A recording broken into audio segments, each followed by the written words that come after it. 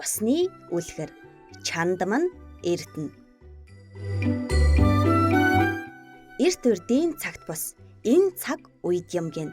Алтан дэлхийд 7 биш 1 нар мандсан айгам халуун өдөр өөлөөхүү найзуудтайгаа ойролцоо хуул руу дугуйн аялал хийвэ. Нар хурцаар төнөж өгсөөр газар дугуйж ийх тусам хүүхдүүд маш их халууцсан ангажээ. Хүүхдүүдийн нэг нь ойролцоо булаг байдгийг санан найзуудтай тийшээ явахыг санал гаргав. Хүүхдүүд зөвшөөрөн хүйтэн булгийн зүг ирэглээ. Булаг дээр халууцсан адуу ундаас нь тугал ус сууж байгаа нь харагдлаа. Мөн булгаас зайдуу машина тавьчихад сав барин алхан ирж буй өвөө эмээ хоёр ч харагдав.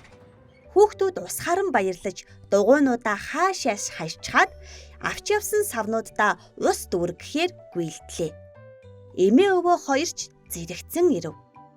Хүүхдүүдийг ундаа усны саваар булгаас шууд хутгах гэж байгааг харсан өвгөн ах хүүхдүүдэд хандан аршаан булаг усанд бохир оруулах, бохир саваар хутгах, сүү цагаан идээд усаахыг цээрэлдэг бөгөөд эс бөхгөөс буцартна. Мөн аршаан усны дэрэгдэх мод бургасыг огтлох болон хад чулууг хөндөж болохгүй. Аршаан ус ширгэж газар доогуур шургана гэдэг юм. Тиймээс хутгах саваа угааж ундаа усны үлдэгдлээ цэвэрлэх нь зүйтэй гэх тэр. Ингээд хүүхдүүд цэвэр усны саваар булгаас ус хутган авч усны савуудаа цэвэрлэлээ.